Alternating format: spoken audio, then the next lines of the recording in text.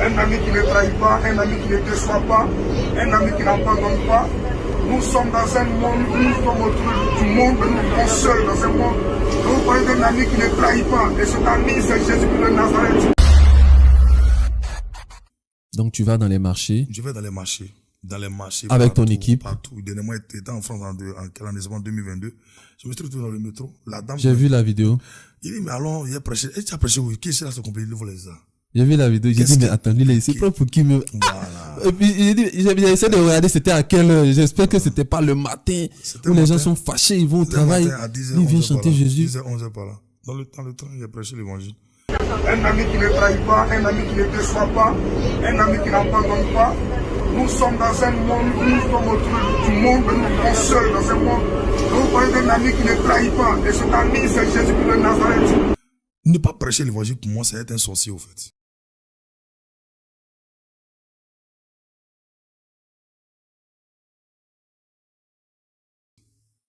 C'est non-assistance en personne en danger.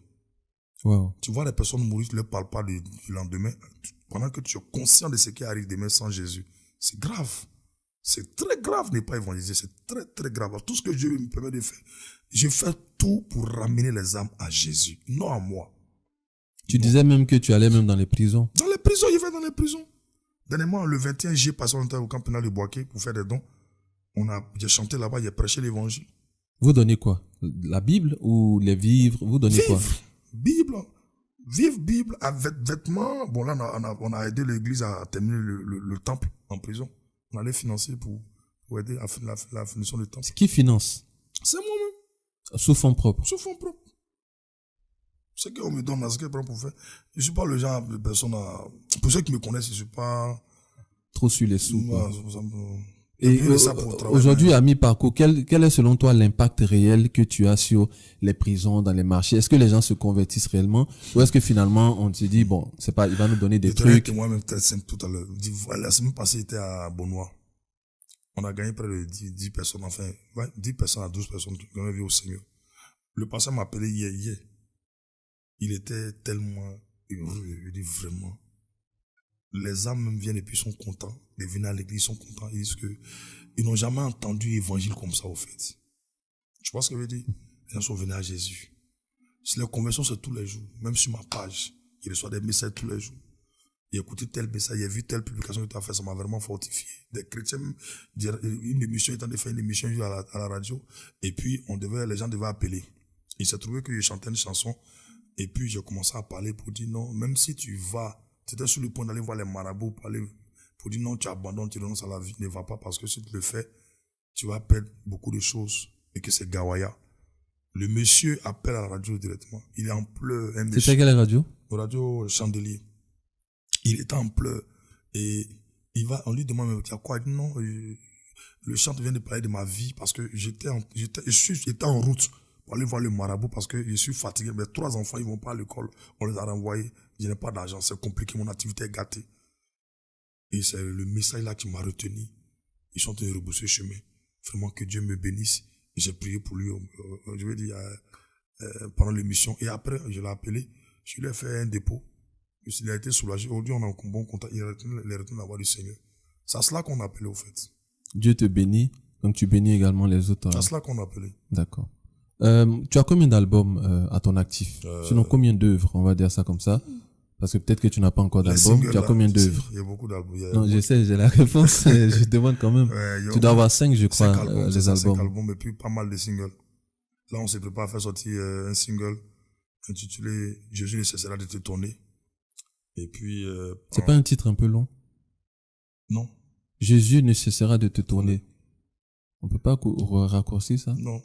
C'est comme ça que c'est venu. C'est comme ça. Et à quel moment cette chanson est venue? Puisque chaque chanson doit découler d'une intimité avec le Seigneur. C'était au cours d'un programme.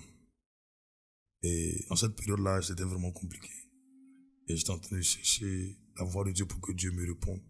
Et c'est comme ça que j'ai eu l'inspiration. Jésus ne cessera de me tourner. Il y a longtemps qu'il y a ce cantique. Il y a très longtemps. D'accord. Voilà. Et puis, en décembre, on fera sortir nos chansons intitulées « Ils ont échoué ». D'accord. Donc 5 albums et 2 singles qui sortent bientôt. Quelle est ton actualité actuelle et future? On a une caravane de louanges intitulée Merci Jésus qui démarre le 20 octobre au Maroc, Casablanca. Dans quelle salle? Al-Hassani. Voilà. Donc, après cela, on ira à Divo le 19 décembre. Et puis, le 9 février, on sera à Bouaké. Et le 11 mai 2025, on sera au Hôtel Bellecote pour l'apothéose. Avant de finir non, on est déjà, on peut débuter l'année, on peut dire. Voilà. D'accord. Est-ce qu'il y a des voyages en Europe qui sont envisageables? Pour le moment, on peut parler avec certaines personnes, mais c'est pas encore bien ficelé. D'accord. Je trouve que personnellement, moi, j'ai été très surpris, agréablement surpris de voir que finalement, tu bougeais énormément. Je vais pas te cacher, je ne te suivais pas vraiment. Et lorsque je t'ai proposé le podcast, moi, je prends tout au sérieux. J'étais obligé d'aller me documenter sur la personne, le personnage, ses activités, pour produire un podcast de qualité pour la communauté. Et je me suis rendu compte que, je l'ai dit à ma femme, j'ai dit, waouh, c'est quand même extraordinaire de voir comment tu sors du pays. Comment tu arrives à faire un concert chrétien au Maroc, qui à la base est un pays musulman. Il faut dire là-bas aussi, il y a des chrétiens.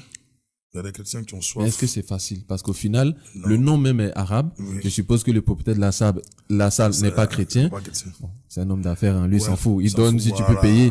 Mais est-ce que c'est aussi simple que ça? Il y a une bonne communauté là-bas qui aime le Seigneur Jésus. Selon les témoignages qu'on a rendus là-bas, il y a des Marocains qui sont chrétiens. D'accord. Ah, des Marocains sont chrétiens. Ouais. Ok. Alors, Richard, tu vas regarder la caméra et tu vas donner ton mot de fin à l'endroit de deux catégories de personnes. La première catégorie, c'est à la jeunesse. Et la deuxième catégorie, c'est aux personnes qui étaient à un moment donné avec Jésus et qui, pour des raisons diverses dont on n'aura pas le temps de rentrer dans les détails, ont un peu, qui se sont un peu éloignés du Seigneur. Je voudrais dire merci pour cette interview et merci à vous qui nous avez suivis. Et je m'adresse à toi qui me suis en ce moment. Certainement, tu te dis, tu es jeune, et en tant que jeune, ça te permet, ça te donne l'autorisation de faire tout ce que tu veux, et tu veux toucher à tout, tu veux aller à toutes sortes de vices. Ne le fais pas. C'est que tu dois comprendre, la jeunesse est le centre d'opération de Dieu et du diable. Le diable veut ta jeunesse pour te détruire. Dieu veut ta jeunesse pour propager la bonne nouvelle. Ne laisse pas les plaisirs de ce monde te désorienter. Parce que Dieu a un plan parfait pour toi. Et ce que tu dois comprendre au fil de tout ça, c'est que la Bible est claire pour dire que il n'y a rien de nouveau sous le soleil. Ce qui t'agite aujourd'hui, ce qui fait qu'aujourd'hui on te parle de Jésus, tu ne veux pas donner ton cœur à Jésus. Tu dis non, je suis encore jeune, je suis swag, je veux faire toute ma vie. C'est pas nouveau.